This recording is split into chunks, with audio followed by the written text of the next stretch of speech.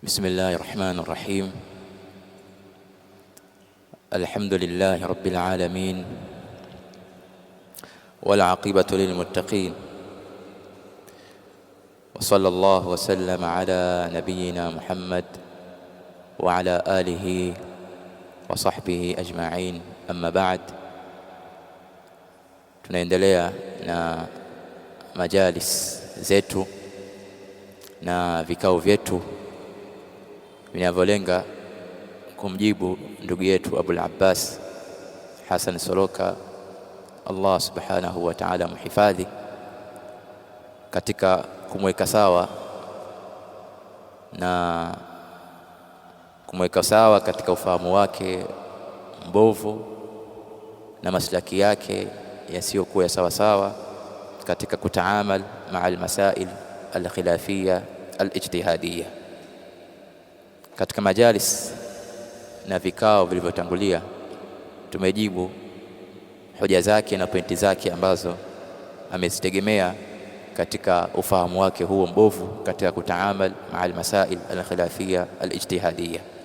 Katika majlisi hii ya nne, kikao hichi cha nne, tutajibu hoja yake na pointi yake yeye kufanya taaliq na kuijibu na kuikosoa fatwa ya Sheikh al-Imam al-Allama Ibn Baz rahimahullahu ta'ala. Katika nukta hii nitamjibu kwa kutia taaliq maneno yake, kwa kuhofia kurefusha sehemu ambayo itahitajika kusoma maneno yake nitasoma, kisha nitafanyia na sehemu ambayo haitahitajika tutataja nukta ya msingi kisha tutatia taaliq. Nukta hii ya yeye kukosoa na kuijibu fatwa ya Sheikh Ibn Baz rahimahullahu ta'ala, akimaanisha kuwa fatwa hii na maneno haya ya Ibn Baz rahimahullahu ta'ala ndiyo fatwa na maneno ambayo wanayategemea mawqif ya wale wanaohalalisha at-taswir al-fotografi au taswiru al-muhadarat wan-nadawat kwa ajili ya haja na maslah ya kidini. Kwa akaijibu hii ili kuvunja kwamba watakuwa hawana tegemeo katika maneno ya maulama.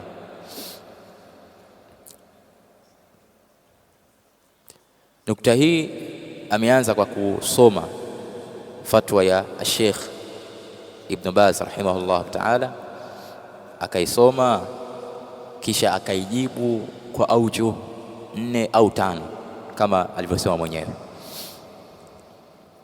Fatwa ya Sheikh Ibn Baz ni fatwa maarufu, sitoisoma khofa al-itala, lakini mulakhas wa dhumuni na fatwa hiyo ni kuwa Sheikh Ibn Baz rahimahullah ta'ala mwanzo alikuwa anaona kuwa ni haram au alitawakaf katika hukumu ya at-taswir al-muhadarat wan-nadawat kwa sababu ya ujumla wa matamko ya hadithi ya Mtume sallallahu alayhi wasallam yaliyokuja kuhusu at-taswir. Yeye kama yeye shekhe mwanzo alikuwa kuwa ni haram, kisha akatawakaf, kisha akaona kuwa inafaa kwa ajili ya haja wal maslahati al-amma, kwa ajili ya Waislamu wote. Sasa yeye akaja kuijibu fatwa hii kwa aujuh au kwa nukta 4 au 5. Nukta ya kwanza akasema kwamba tunaona shekhe mwenyewe asli yake anaharamisha taswir, Kwa hiyo akasema kwamba nukta yake ya kwanza kwamba shekhe mwenyewe kakubali kwa maneno yake na kauli yake kwamba yeye na maukifu yake kwamba yeye anaona ni haramu taswir. Sisi tunamwambia ni kweli shekhe mwanzo alikuwa anaona ni haramu kufanya taswir al-muhadarat wan-nadawat, lakini hiyo si mauqifu yake. Mauqifu yake ni ile kauli yake ya mwisho kwamba baadaye akadhihirikiwa kuwa inafaa lilhaja. Kwa hiyo uadilifu ni maneno kuyaweka sawa, maneno kuyanyoosha. Msiseme kwamba hiyo ndio mauqifu yake na kauli yake na fatwa yake kama kwenye maneno yake mengine. Hapana, uadilifu ni kusema kuwa shekhe mwanzo alikuwa anaona hivi, kisha baadaye mauqifu yake akaja kubadilisha, akaona kuwa ni halali lilhaja wal maslahati al-amma. Kwa hiyo mauqifu yake shekhe kuwa taswiru al-muhadharat wan nadawat inafaa, kwa sababu mtu akiwa na mauqifu mbili basi mauqifu yake inayozingatiwa ni ile mauqifu yake ya mwisho. Mtu akiwa na kauli mbili basi kauli yake inayozingatiwa ni ile kauli yake ya mwisho, na mauqifu yake ya mwisho Sheikh Al-Allama Ibn Baz rahimahullah ta'ala kuwa ni halali. Ndio maana akasema waqad kuntu fima madha kwenye fatwa yake, ilikuwa mwanzo nimetawakaf, thumma badali, kisha nikadhihirikiwa. Manake hiyo ndio mauqifu yake ya mwisho na hiyo ndio kauli yake ya mwisho, na fatwa zake maneno yake mengine yaliyoharamisha moja kwa moja taswir almuhadharat wa nadawat yatabebwa juu ya mauqifu hii, kwa mauqifu yake shekhe, mauqifu yake ya mwisho na kauli yake ya mwisho, na kama alivyobeba mashekhe wengine kwamba taswir almuhadharat wa nadawat kwa Sheikh Ibn Baz rahimahullah ta'ala kuwa inafaa lilhaja wal maslahati al-amma. Kwa hiyo huo ndio uadilifu katika maneno ya Sheikh Ibn Baz kwamba mauqifu yake na kauli yake kuwa inafaa muhadharat wa nadawat lilhaja wal maslahati al-amma, kwa sababu ndio kauli yake ya mwisho na ndio mauqifu yake ya mwisho. Hiyo wajibu yake wa kwanza. Wajibu wa pili, nitanukuu maneno yake hapa ili maneno yawe wazi zaidi. Anasema jambo la pili, anakusudia wajibu wa pili, wajibu wake wa pili kujibu maneno ya Sheikh Ibn Baz rahimahullah ta'ala. Anasema jambo la pili kwenye kauli yake, yani kauli ya Sheikh, kwenye kauli yake hapa anaposema kisha ikanidhihirikia mimi kwamba kufanya hivyo, yani kuchukua video kwa ajili ya maslahi yanayoenea kwa Waislamu, nimeona kwamba ili mpaka watu wastafidi na mihadhara na nadwa, naona ni jambo kidogo lifanyiwe usahali ili manufaa yaenee. Hapa tunasema yeye sasa, ndugu yetu Abul Abbas anasema hapa tunasema ikiwa imethibiti kwa shekhe kwa mujibu wa dalili na kwa maulama, na tumeona sisi kwamba taswiri ni haramu kwa adilla, je, anajenga hoja. Sasa maneno yake haya yanayofuatia anajenga hoja kwa kuuliza swali. Yeye ndugu yetu anajenga hoja kwa kuuliza swali, je, haramu inaweza ikawa halali kwa ajili ya maslahi? Anasema hivyo kwamba hapa maneno watu yasikilize vizuri, kwa sababu anajenga hoja. Je, haramu inaweza ikawa halali kwa ajili ya maslahi bila ya dharura? Sijui mmeelewa. Tunachokifahamu sisi, anasema tunachokifahamu sisi ni kwamba haramu haiwi halali, hairuhusiwi illa kwa nini? Kwa dharura, si kwa maslahi unayoyaona wewe au anayoona mtu fulani. Haramu haiwi halali kwa nini? Kwa maslahi. Haramu haiwi halali kwa maslahi. Na ukitazama Qur'ani ndivyo inavyobainisha msingi huu na kaida hii ya kifiqhi. Allah subhanahu wa ta'ala anasema waqad fassala lakum ma harrama alaykum illa ma dhurtum ilayhi, na Allah subhanahu wa ta'ala amebainisha aliyoharamisha kwenu nyinyi isipokuwa yale ambayo mmepata ndani yake dharura, isipokuwa yale ambayo mmepata ndani yake dharura. Haramu, anasema haramu haiwi halali, hairuhusiwi illa kwa dharura. Sasa je, kuchukua picha kwenye mihadhara, kwenye nadwa ni dharura? Ni dharura, yani kuna dharura kiasi ambacho hatuwezi kufanya da'wa, kusambaza da'wa illa kwa taswiri, kwa video. Maana yake sasa maslahi yanataka kuhalalisha nini? Haramu. Hayo ni maneno ambayo aliyoyasema katika wajhu wake wa pili kujibu fatwa ya Sheikh Ibn Baz rahimahullah ta'ala. Ukiangalia wajhu wa pili, nukta ya msingi ni pale alipojenga hoja. Je, haramu inaweza ikawa halali kwa ajili ya maslahi bila ya dharura. Hapa lipojenga hoja. Je, haramu inaweza ikawa halali kwa ajili ya maslahi bila ya dharura? Akasema tunachokifahamu sisi ni kwamba haramu haiwi halali, hairuhusiwi ila kwa dharura, si kwa maslahi unayoona wewe au unayoona mtu fulani.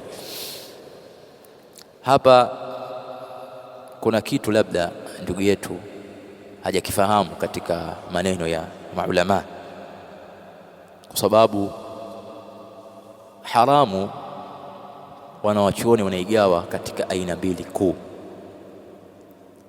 Kuna haramu ambayo haihalaliki isipokuwa kwa dharura. Kuna haramu ambayo haihalaliki isipokuwa kwa dharura, kama Allah alivyoeleza katika Qur'an, aya uliyosoma, qad fassala lakum ma harrama alaykum illa ma dhurrtum ilayhi. Kuna haramu ambazo hazihalaliki isipokuwa kwa dharura, mfano alqatlu, as-sariqa, aklu al-maita. Haramu hizi hazihalaliki isipokuwa kwa dharura.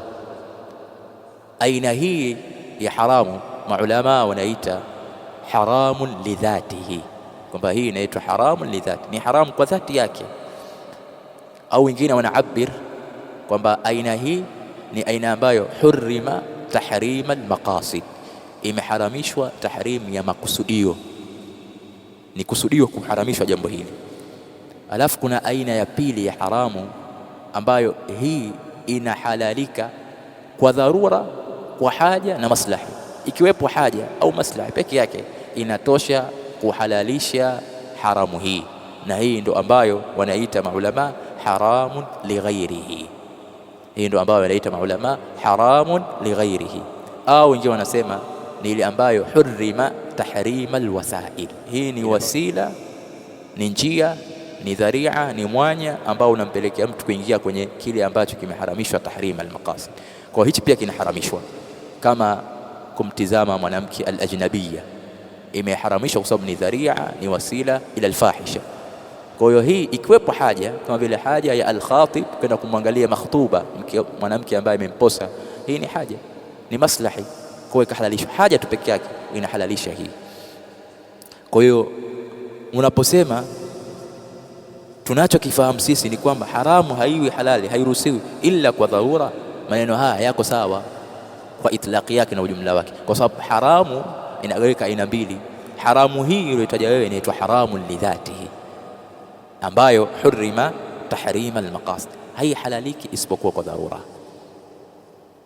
Na haramu ya pili ni haramu lighairi, ambayo imeharamishwa tahrima alwasail. Hii inahalalika ikiwepo tu haja au maslahi. Ndio jambo hili la picha, kwa sababu ni katika zile aina za haramu ambazo hurrima tahrima alwasail. Al-Sheikh Ibn Baz rahimahullah ta'ala akasema itafaa ikiwepo haja wal maslahati al-amma, ikiwepo haja na maslahi yenye kuwaenea Waislamu. Kwa nini? Kwa sababu hii ni katika ile aina ya pili ambayo hurrima tahrima alwasail, imeharamishwa tahrim ya wasail. Na haya wanawachuoni wameeleza katika madha, katika vitabu vyao.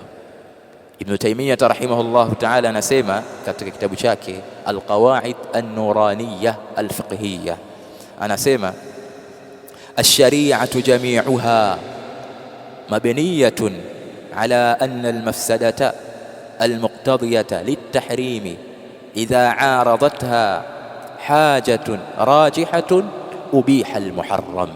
Sheria yote imejengwa kwamba yale madhara yenye kupelekea jambo fulani kuharamishwa yatakapokinzana madhara hayo na haja yenye nguvu au maslahi yenye nguvu, idha aradat, yatakapogungana na haja yenye nguvu, ubiha almuharram, basi lile jambo la haramu linakuwa halali. Sasa sikuambii madhara hayo yakiwa hayapo. Kama ikiwa madhara tu yanayopelekea kwenye uharamu yanapogongana na haja yenye nguvu, jambo la haramu linahalalishwa. Fakaifa idha intafat almafsada au fakaifa idha kanat almafsadatu muntafiyatan, vipi itakapokuwa hayo madhara yamekanushika, hayapo kabisa? Bila shaka basi jambo hilo la haramu linahalalika. Hayo ndio maelezo ya wanawachuoni. na kama alivyosema Sheikh Ibn Uthaymeen rahimahullah ta'ala katika manzuma yake ya alqawaid alfiqhiyya, akasema lakinna ma hurrima lidhari'ati yajuzu lilhajati kal'ariyati. Ma hurrima lidhari'ati, kile ambacho kimeharamishwa kwa sababu ni wasila, ni njia inayofikisha kwenye haramu. Kimeharamishwa sio kwa dhati yake, lengo sio kuharamisha jambo lenyewe lile limeharamishwa kwa sababu ni njia inayomfikisha mtu kwenye haramu. Kwa kile kilichoharamishwa kwa sababu ni dharia, ni wasila, yajuzu lilhaja, hicho kinajuzu ikipatikana haja peke yake. Ndio yale maneno ya Ibn Taymiyyah rahimahullah ta'ala aliposema yajuzu lilhajati ma la yajuzu biduniha kama jaza bai'ul araya bitamri. Kuna wakati inafaa kwa haja kile ambacho hakifai bila kuwepo hiyo haja. Yote haya maneno tunayasema ili kumweka sawa na kumwelekeza na kumsomesha ndugu yetu Abul Abbas kuwa haramu inahalalika kwa haja. Kwa usiseme kwamba tunachokifahamu sisi haramu haihalaliki isipokuwa kwa dharura, mkatilia mkazo maneno hayo. Hapana, hiyo ni haramu lidhati. Kuna haramu nyingine ambayo hurrima tahrima alwasail, hii inahalalika kwa haja. Pamoja kuwa huko mbele ataleta maneno ambayo ataleta kaida ambayo inatia nguvu maneno haya. Sasa yale maneno ilitakiwa ayalete hapa, sio aje kusema huko mwisho wasije wakakimbilia kwenye kaida hii, kwa sababu mwisho atasema hivyo, wasije wakakimbilia kwenye kaida hii. Yale maneno ya huko mwisho ndio ilitakiwa ilete hapa. Hapo umekanusha moja kwa moja tunachokufahamu sisi haramu hiyo halali hairuhusiwi ila kwa dharura. Yale maneno ya kule ndio ilitakiwa ilete hapa, kwamba haramu inaweza kuhalalika kwa dharura, na hiyo ni haramu lidhati, na inaweza kuhalalika kwa haja na maslahi, na hiyo haramu ambayo hurrima tahrima alwasail. Ndio hapa maneno ya Sheikh Ibn Baz rahimahullah ta'ala. Kwa hiyo umemkosoa Sheikh Ibn Baz kwa hoja hii, alafu baadaye unaja kuleta ile kaida. Kwa hiyo hapo umemkosoa, hujamkosoa sawa Sheikh Ibn Baz rahimahullah ta'ala, na umekosea wewe, ndio umekosea. Sheikh yupo katika usawa, Sheikh yupo katika usawa na yupo katika sawab, bali wewe ndio ambaye umekosea kulazimisha kwamba haramu haihalaliki isipokuwa kwa dharura. Hiyo ni haramu lidhati, lakini haramu ambayo hurrima tahrima alwasail, hiyo inahalalika ikipatikana haja tu na maslahi, kama tulivyosoma maneno ya Ibn Taymiyyah rahimahullah ta'ala na yale yaliyotaja Sheikh Ibn Uthaymeen rahimahullah ta'ala katika kaida yake. Na hapa nisome kwenye hii nukta ya pili, kuna maneno pia ambayo ameyaleta, maneno yake ambayo ameleta inabidi tuyasome ili asije akasema kuwa tumemdhulumu. Baada ya kusoma maneno haya akaendelea kwa kunukuu fatawa za maulama, kunukuu fatawa za wanawachuoni, lakini nukta ya msingi ni pale aliposema kuna kaida, kuna kanuni wasije wakaikimbilia, kuna kanuni wasije wakaikimbilia. Kisha akaisoma kanuni yenyewe. Kanuni yenyewe ni hii: ma hurrima saddan lidhari'ati qad yubahu lilmaslahati rajiha. Sasa haya maneno nitakiwa alete uchanganuzi wake na ufafanuzi wake alipokuwa akijibu hii fatwa ya Sheikh Ibn Baz, sio kumkosoa shekhe kwamba amekosea kwa kudai kwamba shekhe mwenyewe amethibitisha kwamba hii ni haramu. Sasa vipi huko mbele anasema kuwa itahalalika kwa haja, alafu ukaanza kutilia mkazo kwamba haramu haihalaliki isipokuwa kwa dharura? Ulitakiwa ufanye ufafanuzi, ufanye tafsiri. Sheikh hajakosea, Sheikh yuko sawa, kwa sababu taswir hii imeharamisha tahrima alwasail, na kinachoharamisha tahrima alwasail kinahalalika ikipatikana haja na maslaha. Sasa mwisho ndo analeta kaida, anasema kwamba wasije wakakimbilia kwenye kaida hii. Sio wasije wakakimbilia, hiyo ndo tafsiri ambayo unatakiwa uilete. So unakosoa maneno ya Sheikh Ibn Baz rahimahullah ta'ala aliyakuwa wewe ndio umekosea. Anasema hii kaida wasije wakaikimbilia, ambayo kaida yenyewe ni hii: ma hurrima saddan lidhari'ati qad yubahu lilmaslahati rajiha, kwamba kile ambacho kimeharamishwa ili kuziba mwanya huenda kikahalalika kwa maslahi yenye nguvu, kama vile ambavyo Sheikh Ibn Baz rahimahullah ta'ala alivyohalalisha taswiru almuhadharat wanadawat kwa sababu ya maslaha arrajiha. Anasema kaida hii itafanya kazi kwa kuchunga kaida mbili muhimu sana. Kaida ya kwanza, akataja darul mafasidi muqaddamun ala jalbil masalih, na kaida ya pili akataja maslahatun mu'tabara na maslahatun ghairu mu'tabara, kwamba kaida hii ili ifanye kazi lazima tuchunge kaida hizi mbili vizuri. Maneno haya angeambatanisha na au angeyatia nguvu na maneno ya maulama, kwamba maulama wameeleza kanuni hii haifanyi kazi isipokuwa zipatikane kanuni hizi mbili. Angetaja, angenukuu maneno ya maulama ambayo yeye amenukuu kutoka kwao ili kutia nguvu, na angetaja marji na masdar ya maneno hayo ya maulama ili watu tupate kurejea au tupate faida. Lakini twende na hayo maneno yake. Anasema kaida hii itafanya kazi kwa kuchunga kaida mbili muhimu sana. Naam, tayib, kwamba kaida hii itafanya kazi kwa kuchunga kaida hizi mbili. Tuzichunge kaida hizi mbili kwenye hili swala letu la taswirul muhadharat wan nadawat, kwa sababu tupo katika maqam ya maneno ya Sheikh Al-Allama Ibn Baz rahimahullah ta'ala. Je, amekosea kama alivyodai yeye kuhalalisha taswirul muhadharat wan nadawat kwa ajili ya maslahi arrajiha wal haja? Kwa hiyo anasema kaida hii itafanya kazi kwa kuchunga kaida mbili muhimu sana. Kwa hiyo kama ikiwa Sheikh ametumia kaida hii, basi maana yake hajachunga kaida hizi, ndio maana maneno yake. Sisi tunasema hapana, Sheikh haya yote ameyachunga, wewe ndo ambaye umeshindwa kuelewa masaili haya alilmiya. Kaida ya kwanza ni hii, darul mafasidi muqaddamun ala jalbil masalih, kwamba tunapohalalisha jambo la haram ambalo limeharamishwa tahrima alwasail kwa maslahi na haja, lazima tuchunge kaida hii. Darul mafasid, kuondosha madhara hutangulizwa juu ya kuleta maslahi. Anasema kwa mfano kwenye taswiri kuna mafsadi na kuna maslahi, na hapa tunazungumzia taswirul muhadharat wan nadawat, kwa sababu tupo katika maqam kuyazungumzia maneno na fatwa ya Sheikh Ibn Baz rahimahullah ta'ala. Kwa mfano kwenye taswiri kuna mafsadi na kuna maslahi, lakini mafsada yaliyotajwa tuyapime na maslahi yaliyo katika taswiri. Maslahi yaliyotajwa kwamba aliyotaja Sheikh Ibn Baz na watu wenye maukifu yake, maslahi yaliyotajwa katika taswirul muhadharat wan nadawat, maslahi yanayopatikana katika taswirul muhadharat wan nadawat, anasema ndugu yetu tuyapime na mafsadi yanayokuwa katika taswirul muhadharat wan nadawat. Anaendelea kusema watu wamenufaika tangu zamani bila taswiri,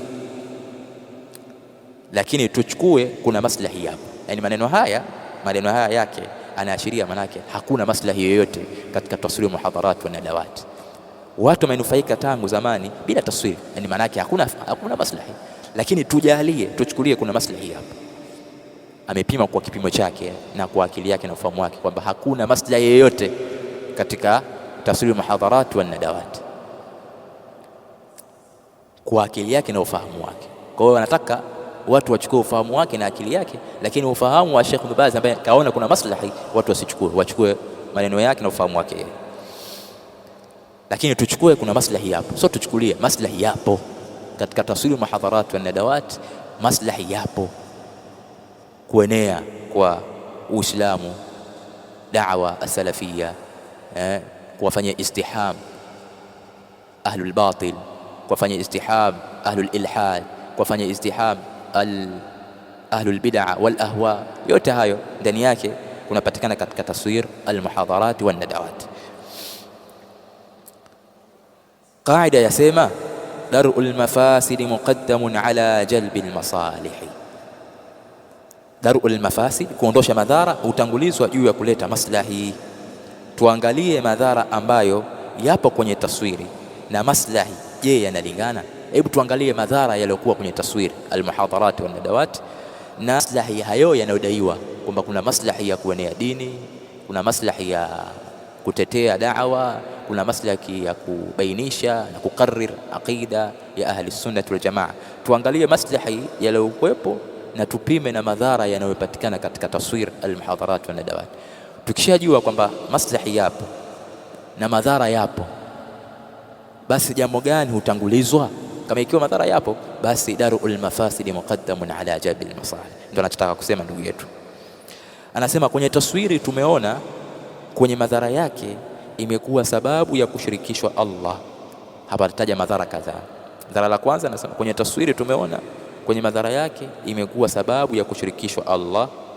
Leo wakiswawirishwa mashekhe, kesho watu watafitinika na picha zao. Kwa dhara la kwanza kwamba taswirul muhadharat wan nadawat, so tunazungumzia kila alichokisema shekhe. Yeye kasema taswiri, kwamba taswiri kwenye madhara yake kuna kumshirikisha Allah subhanahu wa ta'ala. Hilo dhara la kwanza. Madhara ya pili ambayo yameyataja, taswir inaweza kuwafitini wanawake au wanaume na wanawake, kama ilivyokuwa taswiri ni kufananisha na uumbaji wa Allah. Madhara ya tatu, maana taswir ndani yake kuna kufananisha uumbaji wa Allah. Madhara ya nne aliyotaja, taswiri ya mihadhara imekuwa sababu ya fujo, kwa sababu hatukulijua tangu mwanzo, imekuwa faudha na vurugu tu, imewatia masalafi katika zogo na kubabaika, walioizoea da'wa hii ilivyokuwa tangu mwanzo. Sasa madhara haya tunayoyaona na maslahi yenye kutarajiwa katika taswiri ni yapi yanapaswa kuondolewa haraka? Hapana shaka ni madhara yake. Kama ikiwa haya ndo madhara, basi darul mafasidi muqaddamun ala jalbil masalih. Hapana shaka ni madhara yake yanapaswa kuondolewa kwa haraka. Kaida hii lazima iwekwe hapa ili kaida hii iweze kufanya kazi. Hiyo ni kaida ya kwanza. Kwa hiyo kaida ya kwanza itafanya kazi kwa kujua madhara yaliyokuwa kwenye taswiri. Hapa kwanza yeye ametaja madhara ya taswiri kwa ujumla, na hiyo sio nukta yetu, kwa sababu nukta yetu ni maneno na fatwa ya Sheikh Ibn Baz rahimahullah. Sheikh Ibn Baz hazungumzii aina nyingine ya taswiri, hazungumzii taswiri ya naht wala taswiri ya rasm, anazungumzia taswirul muhadharat wan nadawat. Hii ndo ambayo ameiruhusu yeye. Kwa hiyo tuangalie haya madhara yako yapo kwenye taswirul muhadharat wan nadawat. Usilete madhara ambayo yapo kwenye taswiru naht, taswiru rasm, ukayaingiza kwenye taswiru muhadharat wan nadawat. Hapana, shekhe amehalalisha taswiru muhadharat wan nadawat. Je, haya madhara yako uliyotaja hapa yapo kwenye taswiru muhadharat wan nadawat? Tuanze madhara ya kwanza. Madhara ya kwanza nasema kwenye taswir tumeona kwenye madhara yake imekuwa sababu ya kushirikishwa Allah subhanahu wa ta'ala. Ikiwa unakusudia taswiru ya naht au taswiru ya rasm, naam, ndiyo ni wasila na ni dharia ila shirki billah, kumshirikisha Allah subhanahu wa ta'ala. Lakini taswir aliyohalalisha Sheikh, taswir muhadharat wa nadawat, madhara haya hakuna. Kwa nini? Kwa sababu taswir muhadharat wa nadawat haijaanza leo, na hapa tunazungumzia mihadhara na nadwa ambazo yataallaqu bid-din, tataallaqu bid-din, hufungamana na dini, mambo ya dini, mambo ya da'wa. Sasa utuambie kwamba tongea Sheikh Ibn Baz rahimahullah ta'ala, Sheikh Ibn Uthaymeen wa Sheikh Saleh Al-Wahaidani na mashekhe wengine wenye maukifu hiyo, na video zao ziko, hata Sheikh Fauzan mwenye maukifu ya kuharamisha taswir, na yeye pia video zake zipo. Mashekhe hawa taswiri zao za muhadharat wa nadawat na yale yote ambayo tataallaqu bid-din, je, imekuwa ni sababu ya Allah kushirikishwa? Kwa sababu usiseme tu madhara haya yanayofiwa, yapo hayo madhara, yapo kwenye taswiri muhadharat wa nadawat, hayo madhara yapo. Hawa mashekhe huku kwetu ambao wana maukifu hiyo na wameanza kufanya hivyo, kuchukua muhadharat wa nadawat walingania watu kupitia taswiri, tongea waanze miaka kadhaa nyuma mpaka leo hii, je, madhara hayo kwamba watu kutumia taswiri zao kumshirikisha Allah subhanahu wa ta'ala yapo, yanahofiwa madhara hayo? Hebu tutajie jamii ambayo imemshirikisha Allah subhanahu wa ta'ala kwa sababu ya hizi taswiri, bali tunakuta ndani ya hizi taswiri, ndani yake ndio sababu ya watu kuacha shirki, kwa sababu ndani yake watu wanalingania tauhid, ndani yake watu wanalingania ifradullah bil ibada, wanalingania kuelekeza ibada kwa Allah subhanahu wa ta'ala peke yake. Kwa hiyo madhara haya aliyotaja yeye au madhara haya ya shirki hayapo katika taswiri muhadharat wa nadawat, hayapo. Kwa hiyo darul mafasid unaiweka wapi? Alikuwa madhara yenyewe hayapo, madhara haya hayapo. Tutajie mifano kwamba kuna watu kadhaa au jamii hii au watu hawa walimshirikisha Allah subhanahu wa ta'ala kwa sababu ya taswiri muhadharat wa nadawat, kwa sababu ya taswiri za Sheikh Ibn Baz, Sheikh Ibn Uthaymeen na Sheikh Saleh, au hapa kwetu kwamba kuna watu walimshirikisha Allah subhanahu wa ta'ala kwa sababu ya taswiri ya Sheikh fulani, Sheikh fulani, Sheikh fulani. Madhara hayo hayapo katika taswiri muhadharat wa nadawat, hakuna madhara hayo. Madhara ya pili aliyotaja kwamba taswira inaweza kuwafitini wanawake au wanaume na wanawake. Madhara haya ya nukta hii tumeijibu katika majlisi iliyotangulia alipodai kwamba hawa walinganizi wenye maukifu hiyo kwamba lengo lao ni kuwahuri mabinti za watu na kuwafitini mabinti za watu. Tukasema hii ni tuhuma mbaya ambayo ameelekeza kwa ndugu zake kwamba taswira inaweza kuwafitini wanawake.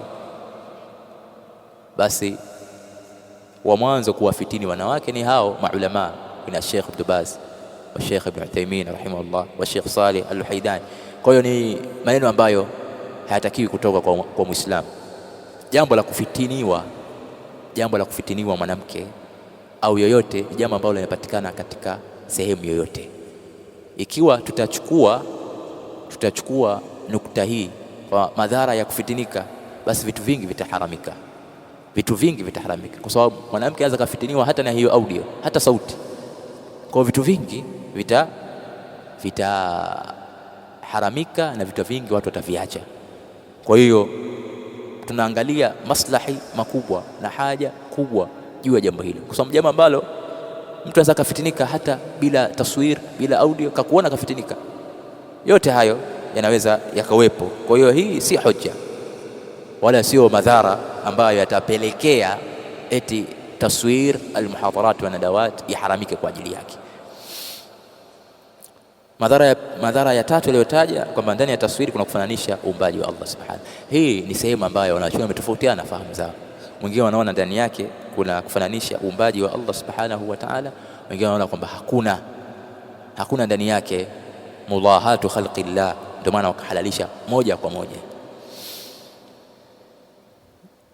Madhara aliyotaja mingine aliposema taswiri ya mihadhara imekuwa sababu ya fujo, yani taswiri ya mihadharat na dawati imekuwa sababu ya fujo.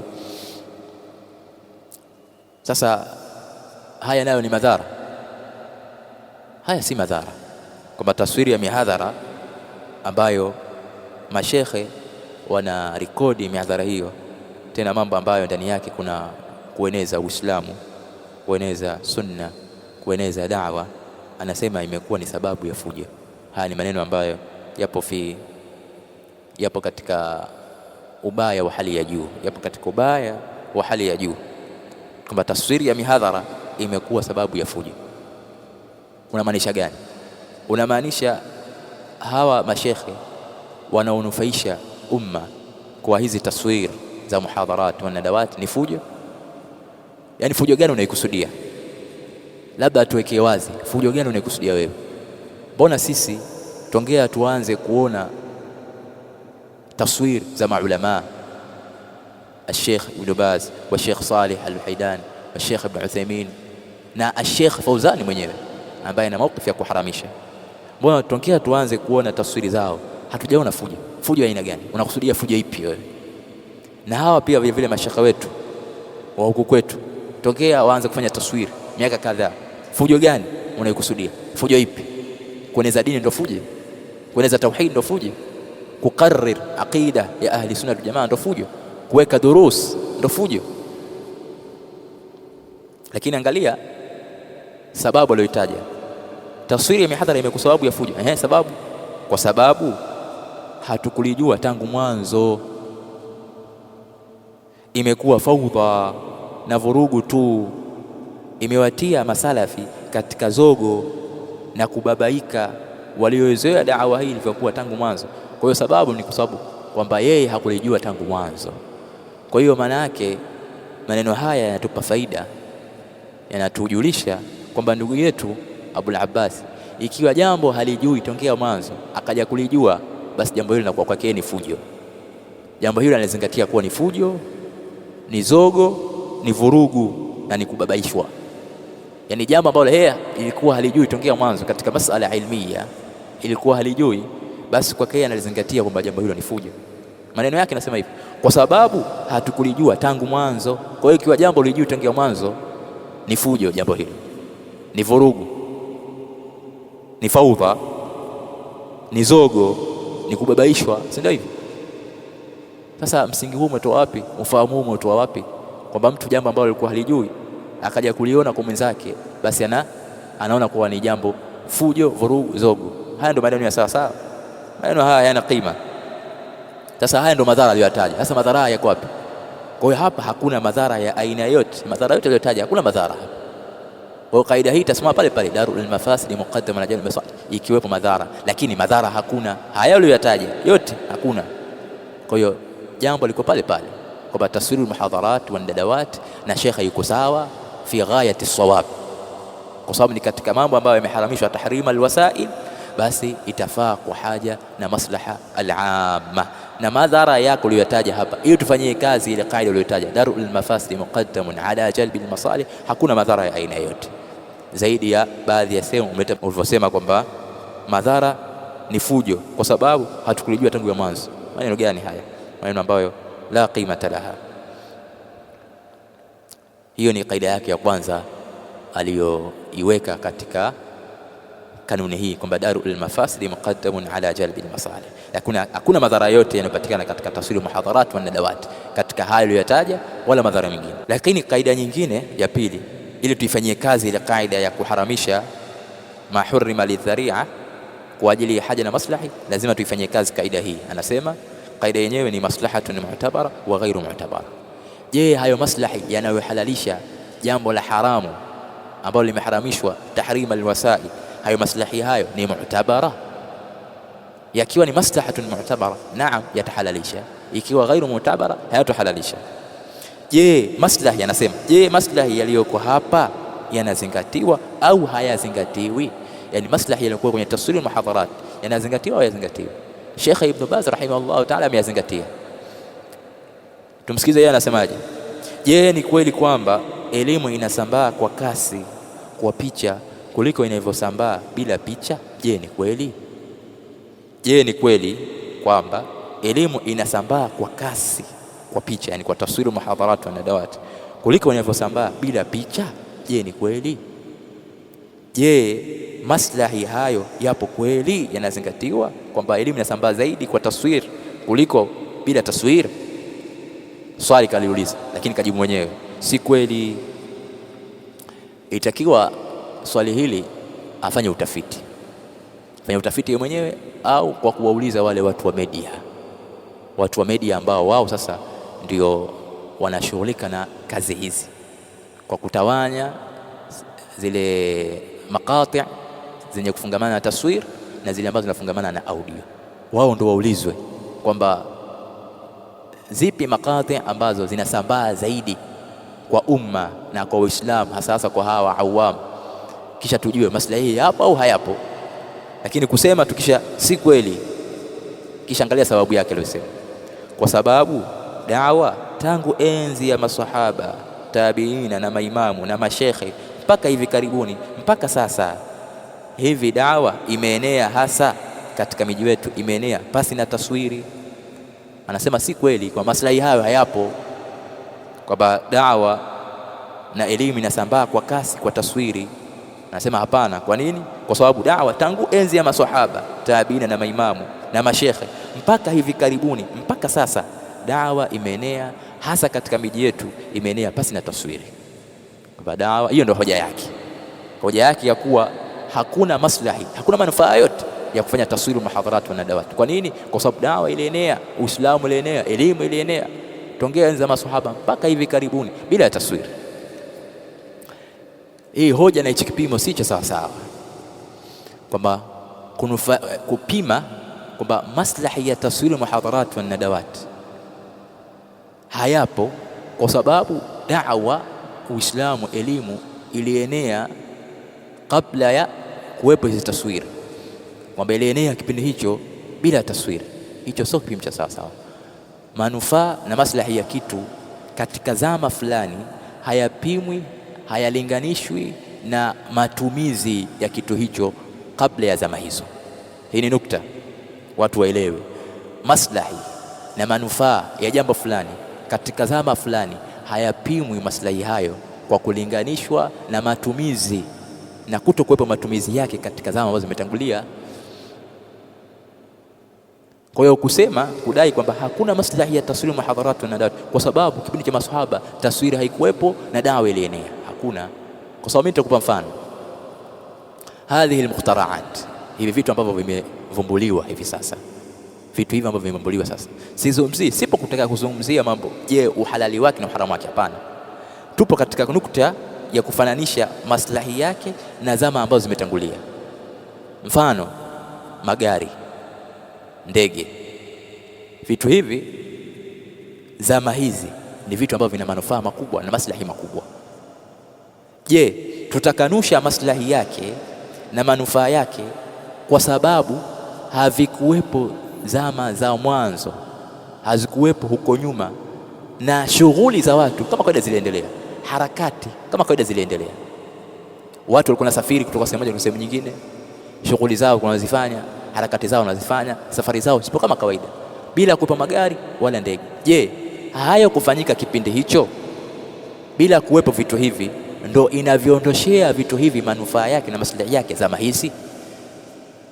Sidhani kama nimeeleweka kwenye nukta hii, kwa sababu yeye hoja yake kwamba taswirul muhadharat wa nadawati haina maslahi yoyote. Kwa nini? Kwa sababu dawa ilienea za masahaba bila taswiri, kipindi hicho bila taswiri. Sasa hiyo sio nukta ya msingi, wala huwezi kupima maslahi ya kitu zama fulani kwa kupima zama ambazo zimetangulia, kwa sababu mifano iko mingi. Leo hii magari, ndege na vitu mfano wake vina maslahi makubwa kwa zama zetu, pamoja na kwamba vilikuwa havitumiki wala vilikuwa havihitajiki zama ambazo zimetangulia. Mambo yao walikuwa wanafanya kama kawaida, harakati zao, shughuli zao. Je, mambo hayo kufanyika, shughuli zao na harakati zao kufanyika bila kuwepo vitu hivi, ina maana vitu hivi vikipatikana hivi sasa havina manufaa na sisi, havina maslahi na sisi? Kwa hiyo kuto kuwepo taswiri muhadharat na nadawat kipindi cha masahaba, na dawa ilienea na elimu iliendelea, Uislamu uliendelea kama kawaida na watu wakapokea vizuri Uislamu, haina maana manake taswiri muhadharat na nadawat hivi sasa hatuna maslahi nayo, hatuna manufaa nayo. Hicho kipimo sio kipimo cha sawa sawa. Anaendelea kusema, kwa hiyo lazima tuangalie kaida hii, maslahi ambayo ni mu'tabara au sio mu'tabara. Lazima tuangalie, je, maslahi haya yaliyotajwa na shekhe ni mu'tabara au sio? Ndiyo, maslaha mu'tabara ndiyo yapo, maslahi ya kuenea na kusambaa kwa Uislamu na aqida wa da'watu salafia, na maslahi ya taswiri muhadharat na nadawat hayawezi kuondoshwa na kuangusha kwa kipimo chako kibovu ulichokiweka. Kisha akasema, ama shekhe sisi tunamheshimu Imamu Allama Ibn Baz, lakini sisi hatujalelewa hivyo kama mnavyokwenda nyinyi. Lakini sisi hatujalelewa hivyo kama mnavyokwenda nyinyi, lazima tuende kielimu. Naam, lazima tuende kielimu. Ama unavyokwenda wewe, hiyo sio njia ya kielimu, sio tariqa na sio maslak ya ahlul ilmi. Anasema sasa nyinyi mmezingatia masalih wala hamjazingatia mafasid. Mafasidi yapi? Madhara yapi? Hayo aliyotaja, tumeona kwamba sio madhara, sio mafasid. Sasa nyinyi mmezingatia masalih wala hamjazingatia mafasid ambayo yapo kwenye taswiri. Nyewe muangalia maslahi tu na kuangalia kwenyewe kwa sababu kumetajwa tu na shekhe, hamjakaa wenyewe chini mkatafakari, je, ni kweli kwamba dawa inapata kuenea zaidi kwa picha? Ni kweli? Au kwa sababu yapo yameandikwa tu mnashabikia au mnaongea tu? Ni kweli mmekaa mkaangalia masalih mu'tabar au ghairu mu'tabar? Tukuulize wewe ndo ambaye umekaa ukatafakari kwamba hakuna maslahi, umefuatilia? Angalia maneno yake, nasema mmekaa mkaangalia hali ya masalafi na vile mnavyowashughulisha watu, mmekaa mkatafakari? Hamjatafakari, mnawashughulisha watu kwa vitu ambavyo hawakuvizoea. Haya ni maneno ambayo pia ndugu yetu yamemtoka, lakini maneno ambayo yanajulisha kwamba kuna haja yeye aendelee kusoma. Tunajua amesoma na ana elimu, lakini kuna haja yeye kuendelea kusoma na kuongeza elimu. Mmekaa mkaangalia hali ya masalafi na vile mnavyowashughulisha watu, mmekaa mkatafakari? Hamjatafakari, mnawashughulisha watu kwa vitu ambavyo hawakuvizoea. Ikiwa jambo la taswirul muhadharat wa nadawat linawashughulisha masalafi basi hao ni katika wale masalafi ambao almushabbikina walmushabbikati, wale masalafi ushabiki, masalafi wa mihadhara, sio masalafi ambao wanakaa chini wanasoma. Ama salafi ambaye anasoma dini yake, anaweka wakati wake, atafuta faragha na nafasi yake, anasoma dini yake, hawezi kushughulishwa na mambo kama haya, wala hawezi kusema jambo ambalo hajalizoea. Ama wale masalafi ambao ukiweka muhadhara wanafurika, wanajaa, lakini ukiweka darsa hauoni mtu. Kwenye jambo la kusoma, ninapokuja jambo la kusoma, kazi yao ni kuzurura. Hawa ndio watasema neno kama haya, kwa sababu ni mambo ambayo wanachuoni wameeleza.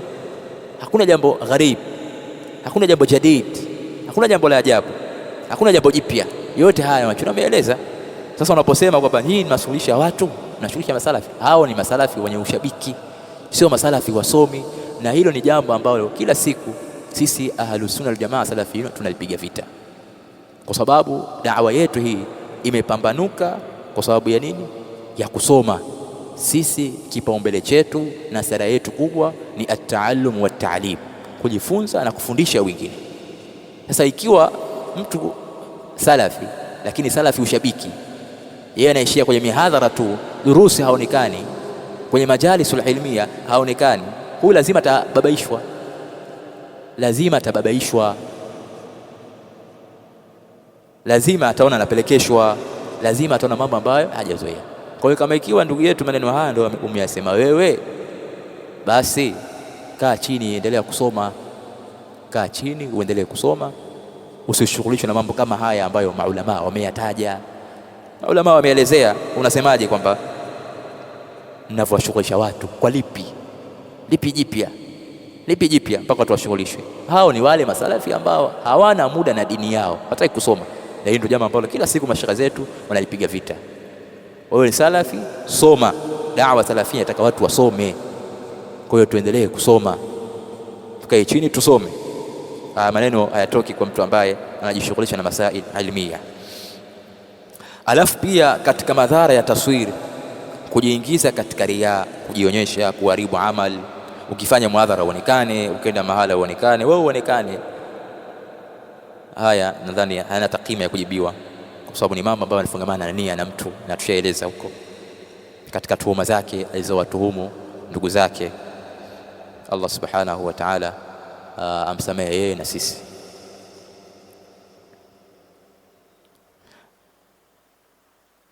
Anasema Mtume kama ilivyokuja katika Sahihi Muslim, aliharamisha vyombo walivyokuwa wakitumia kunywea pombe. Sasa hapa, ili nisirefushe, kwa sababu mpaka hapa kikao kisharefuka, ili nisirefushe hapa, ametaja yani kutia nguvu kaida hiyo kwamba maslaha mu'tabara wa ghairu mu'tabara, kutia nguvu kwamba taswiri muhadharat wa nadawat maslahi yake ghairu mu'tabara, ndio hoja yake kwamba sio mu'tabara. Kwa hiyo kama ikiwa sio mu'tabara, itabakia vile vile haramu, haito halalika kwa haja wala maslahi. Hapa tataja hadithi kama 3 ambazo ndani yake anaashiria kwamba Mtume sallallahu alaihi wasallam kuna jambo fulani lina maslahi, ameacha maslahi hayo, maslahi hayo hakuyazingatia. Hadithi ya kwanza ameisoma, lakini tataja mulakhas yake kwa ufupi. Hadithi ni kuhusu Mtume sallallahu alaihi wasallam aliwaharamishia wale masahaba walioenda kwake Madina, aliwaharamishia baadhi ya vyombo ambavyo wao walikuwa wakitumia katika kuhifadhia pombe. Aliwaharamishia kwa sababu vile vyombo vitakuwa ni wasila ya wao kuingia katika pombe ambayo madhara yake ni makubwa. Katika hayo madhara yake, mtu anamuua ndugu yake bila kujijua. Kwa hiyo Mtume aliwaharamishia baadhi ya vyombo hivyo walikuwa wakivitumia wakihifadhia pombe. Mtume akaviharamisha. Mtume alipoviharamisha, mmoja katika wao akasema, Mtume, tutatumia vyombo gani? Mtume akamwambia, tumieni vyombo vya ngozi. Wakamjibu kwamba vyombo hivi vya ngozi vinaliwa sana na panya, kwa sababu ardhi yetu ina panya. Mtume akamwambia hivyo hivyo, tumieni hivyo hivyo hata kama ikiwa vinaliwa na panya. Mara 3, hata kama ikiwa vinaliwa na panya, hata kama ikiwa vinaliwa na panya, hivyo hivyo tumieni. Kwa hiyo Mtume sallallahu alaihi wasallam alibakisha haramu ya vile vyombo katika hali yake ile ile, hata kama ikiwa wao walikuwa na maslahi fulani kuendelea kuvitumia vile vyombo vyao vya kuhifadhia pombe. Kwa hiyo hiyo ndio mulakhas ya hiyo hadithi. Hapa ndo anasema sasa ndugu yetu, hapa anasoma maneno yake. Mtume amesikiliza mahitajio yao na maslahi wanayoyaona ya kuendelea kutumia vile vyombo, lakini akawaambia hapana. Kwa hiyo Mtume akakataa ile maslahi yao kutokana na madhara yalionekana huko nyuma kupitia vyombo hivyo, na pombe kuhifadhiwa humo mpaka inafika mtu anamuua mtoto wa ami yake. Basi nyinyi endeleeni kutumia vyombo vya ngozi hata kama panya watatafuna, kwa sababu madhara ni makubwa. Hakuwaruhusu kwa kuichunga kaida hii. Ndio Uislamu uko hivyo, kwa maslahi Mtume ya kuyazingatia ile maslahi yao, kwa sababu kuna madhara makubwa. Ndio darul mafasidi muqaddamun ala jalbil masalih. Kwa hiyo kama ikiwa tunatanguza madhara, yale maslahi yaliyokuwepo na kuwa ghairu mu'tabar, kwa sababu tumetanguza madhara. Picha hata kama mnaona kuna maslahi, angalieni madhara yake, msikae mkangangania tu maslahi. Shekhe amesema, shekhe ni mtu anapatia na kukosea. Kwa hiyo anasema picha hata kama mnaona kuna maslahi, angalieni madhara yake. Madhara gani? Haya uliyataja, haya uliyataja, hakuna dhara hata moja, hakuna dhara hata moja, hakuna dhara hata moja linaingia katika taswiri muhadharat wa nadawat, kwa sababu tumeona hakuna watu walimshirikisha Allah subhanahu wa ta'ala kwa taswir ya Ibn Baz, Sheikh Ibn Uthaymeen, Sheikh Salih Haddan, Sheikh Al-Fawzan hafidhahullah ta'ala, na vile vile hizi taswir za muhadharat wa nadawat ambazo tataalaq bid-din za hawa mashekhe wa kwetu. Hakuna jamii iliyomshirikisha Allah subhanahu wa ta'ala kwa taswiri hizi, hakuna. Kwa hiyo usiseme tu madhara fulani kwa dhana yako. Madhara hayo yapo, yanahofiwa? Hakuna madhara hayo wala yahofiwi katika hizi taswira, hakuna, bali ndani yake kuna kubainishwa hiyo shirki na kukariri tauhid. Aendelea akatoa mfano mwingine wa pili. Imekuja katika Bukhari hadithi ya mama Aisha, anasema lao angeyaona Mtume waliowazuia wanawake leo, angewazuia kwenda msikitini kama walivyozuiwa wanawake wa Bani Israili. Manake Mtume sallallahu alayhi wasallam lao kama angekuwepo zama hizi na angeyaona wale walikuwa nayo wanawake katika tabarruj, katika kudhirisha mapambo, basi asingewaruhusu. Manake yale maslahi ya wao kwenda msikitini angekuwa ghairu mu'tabar kwa sababu ya madhara makubwa. Darul mafasidi muqaddamun ala jalil pale pale. Pointi ni ile ile, hayo madhara yako uliyoleta hapa hayapo katika taswiri muhadharat wa nadawati. Kwa hiyo kaida hiyo tufanya kazi, darul mafasidi muqaddam, kwa sababu madhara hakuna.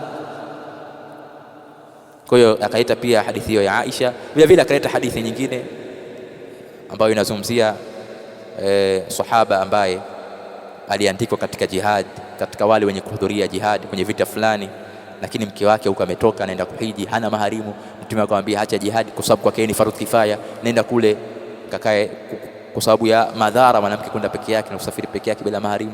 Kwa nenda kule, yakatanguzwa madhara yale na maslahi haya ghairu muhtaba, hakuzingatiwa.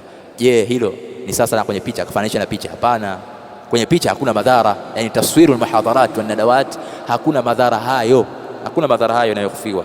Kwa maslahi tabakia pale pale, maslahi na haja yanahalalisha taswiru al-muhadharat wa nadawat kama alivyosema Sheikh rahimahullah ta'ala. Kwa hiyo maneno hayo yote yanalenga kutaja hizo hadithi kisha akazifananisha na jambo hili la taswir al-muhadharati wa nadawat. Kipengele cha tatu, kwa sababu alisema atajibu majibu haya na fatwa hii ya Sheikh Ibn Baz rahimahullah ta'ala, atajibu kwa nukta tatu. Wajibu wa tatu, Sheikh amesema hivi kwamba manufaa yanaenea kwa kutumia video zaidi. Wajibu wa tatu wa kujibu maneno ya Ibn Baz rahimahullah, kwamba manufaa yanaenea kwa kutumia video zaidi. Je, hili ni sahihi? Je, ni kweli iko hivyo? Kwa sababu sisi tunaona dawa imeenea kwa kiasi kikubwa bila taswiri, kama tulivyobainisha, kwa sauti na maneno na uandishi dawa imefika mbali bila taswiri. Je, ni kweli picha zinapokuwepo kwenye mihadhara ndio mihadhara inakwenda mbali? Fanya tafiti, waulize watu wa media kwamba mihadhara inapokuwa kwenye taswiri inakwenda mbali au ni mbali zaidi. Waulize watu wa media. Ama kuleta hoja kwamba taswiri ya muhadharati wa nadawati haina manufaa, haina maslahi, kwa kufananisha na wakati uliopita, si sawa sawa. Yani kutotumika taswiri muhadharati wa nadawati haina maana sasa hivi havina manufaa. Hapana, sio kipimo hicho. Manufaa yapo ya kufanya taswiri muhadharati wa nadawati, na da'wa inaenea kwa sababu kukusanya njia hizi mbili, audio na taswiri, bila shaka manufaa yake ni makubwa kuliko kutosheka na njia moja peke yake. Muda wa kuwa si haramu, muda wa kufanya taswiri si haramu. Wale ambao wanaona makufi yao inafaa wafanye, wale ambao wanaona haifai watumie audio. Kwa hiyo Ahlus Sunnah Jamaa Salafiyun tunapokusanya njia hizi mbili, taswir kwa wale wanaona kuwa inafaa au kwa haja na maslahi, na wale ambao wanaona haifai wakaendelea na audio, hii inakuwa faida yake ni kubwa, manufaa yake ni makubwa, ni amma, ni kubwa zaidi kuliko kutosheka tu na audio peke yake. Huo ndio uhalisia. Wajibu wake wanne anasema haifai kwa mashekhe na wanafunzi kuwa ni wafuataji tu bila kutizama dalili, basi na kuangalia masaili yalivyozungumzwa yakoje, kanuni za kielimu zikoje. Usiwe muqallid. Wamekubaliana wanawachuoni sio mmoja kuwa muqallid sio mjuzi. Wajibu wanne kana kwamba katoa nasaha, yani saha nzuri qayima ambazo zinanihusu mimi na yeye pia na wengineo. Yeye pia zinamhusu. Haifai kwa mashekhe na wanafunzi kuwa ni wafuataji tu. Utaki kuwa mfuataji tu bila kutazama dalili, bali lazima uangalie masaili yaliyozungumzwa. Lazima uangalie masaili haya ijtihadia yamezungumzwa vipi na maulama. So unatoka mbele unazungumza bila kuangalia. Angalia masaili yamezungumzwaje, angalia kanuni za kielimu zikoje. Usiwe muqallid, ndio usiwe muqallid. Angalia namna maulama walivyozungumza masaili haya ilmia, masaili ijtihadia. Wajhu wa 5 akamalizia, kama itajuzu kuchukua taswiri kwa ajili ya vitambulisho, kwa ajili ya leseni, yani maneno ya Sheikh, kwa ajili ya leseni, NK na dharura, japokuwa Sheikh amesema kwa ajili ya maslahi, ni maslahi binafsi ya mtu mmoja. Vipi kwa maslahi yanayoenea kwa Uislamu wote?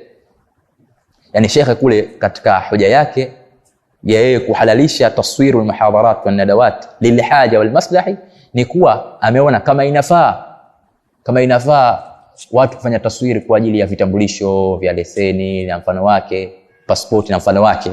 Kama ikiwa anafanya taswiri kwa ajili hiyo, inafaa kufanya taswiri kwa ajili hiyo, na hii ni maslahatun fardia, ni maslahi ya mtu binafsi. Vipi maslahi ya amma kueneza dini, Uislamu na Sunna? Yeye akasema hapo twasema, je, ni kweli picha hizi za kwenye vitambulisho, passport, zinafanana taswiri hizi katika daraja moja, katika udharura wake na maslahi yake? Anachokisema ili tusirefushe kwa ufupi, anachokilenga ndugu yetu kuwa Sheikh aliposema kuwa taswir muhadharat na nadawat inafaa kwa ajili ya haja na maslahi.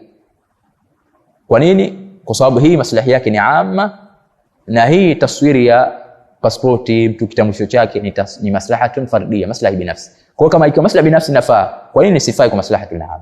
Yeye anasema sasa, je, maslahi haya yanalingana na maslahi haya? Kwa nini? Kwa sababu maslahi ya vitambulisho na leseni na mfano wake ni maslahi ya dharura, haya ni maslahi ya haja. Je, yanalingana? Hayalingani. Maslahi ya dharura ni makubwa kuliko maslahi ya haja, hayalingani. Lakini usimkosoe shekhe katika sehemu hii, kwa sababu pointi ya shekhe na lengo la shekhe ni pale aliposema kwamba haya maslahi hata kama ikiwa ni ya dharura ndio, lakini ni maslahatun fardiyah, ni maslahi binafsi. Kalinganisha maslahi binafsi na maslahatun aam. Ukisikiliza na ukasoma vizuri kwa makini maneno ya shekhe, hoja yake ipo hapa kwamba haya ni maslahi ya mtu binafsi na haya ni maslahi ya aam, na maslahi ya aam yanatangulia juu ya maslahi binafsi. Hiyo ndio hoja yake. Amekosea shekhe, hajakosea. Ama tukija kwenye udharura kwamba hivi taswiri hii ni dharura, taswiri hii sio dharura, ndio tunarudi kwenye nukta ya msingi. Hii taswiri muhadharat wa nadawat sio dharura, ndio, lakini haramu yake ni haramu ya aina gani? Hurrima tahrima almaqasid au hurrima tahrima alwasail. Tunakuta imeharamishwa tahrima alwasail, na siku zote ma hurrima tahrima alwasail inafaa lilhaja walmaslaha arrajiha kama ilivyoelezwa na maulama. Hizo ni wajitano ambazo mistaja alipokuwa akijibu fatwa ya Sheikh Ibn Baz rahimahullah ta'ala, na wajibu zote tumezijibu. Tumeona yeye ndio amekosea na Sheikh yupo katika sawab na yupo katika haki. Paka hapo tutakuwa tumejibu nukta hiyo. Hapa nitamalizia kwa kusema kuwa tuwe na heshima na maneno ya maulama. Tusiwe na ujasiri wa kusema alim amekosea kwa fahamu zetu na kwa uchache wetu wa elimu, bali tuhakikishe kuwa ni kweli hapa wamekosea, na ni nani aliyekutangulia katika wanaochuoni na mashekhe wakubwa wakinakish fatwa hii ya Sheikh Ibn Baz rahimahullah ta'ala. Utakuta hakuna, bali wote wanaeka heshima yao kwenye fatwa hii ya Sheikh Ibn Baz rahimahullah ta'ala. Kwa hiyo ni katika masuala mpya ambayo umekuja nayo wewe. Umemkosoa shekhe bila kuwepo shekhe yoyote mkubwa alikuzidi umri akinakish akikosoa shekhe, na bali wewe ndio umekosea. Wewe ndio umekosea katika kumkosoa shekhe, na shekhe yupo katika usawa. Allah subhanahu wa ta'ala amrehemu. Kwa hiyo hii ni sehemu ambayo tunatakiwa tuizingatie na tuwe nayo makini. Tusiwe na ujasiri wa kukosoa maneno ya maulama, hasa maneno ya maulama, hasa maneno ya maulama. So maulama umetuzidi ilmu, umetuzidi taqwa, umetuzidi wara, umetuzidi namna ya kudurusu masail, kuyaendea masail kwa taanni wa tumanina, kwa utulivu na kwa uweledi wa hali ya juu. Kwa lazima usiingie kichwa katika kukosoa maneno ya Sheikh ikiwa hayalingani na maukifu yako. Hapana. Na ni nani alikutangulia kukosoa maneno haya na fatwa hii? Wanachuoni wote, mashekhe wote wakubwa wanazingatia fatwa hii. Wewe nani? Kwa hiyo tuweni makini na maneno haya ya maulama. Tuombe Allah subhanahu wa ta'ala atuthibitishe katika haki na atuonyeshe haki ili tuweze kuifuata, na atuonyeshe batili tuweze kuiepuka. Innahu waliyu dhalika wal qadir alayh. Subhanakallahumma bihamdik ashhadu an la ilaha illa anta astaghfiruka wa atubu ilayk.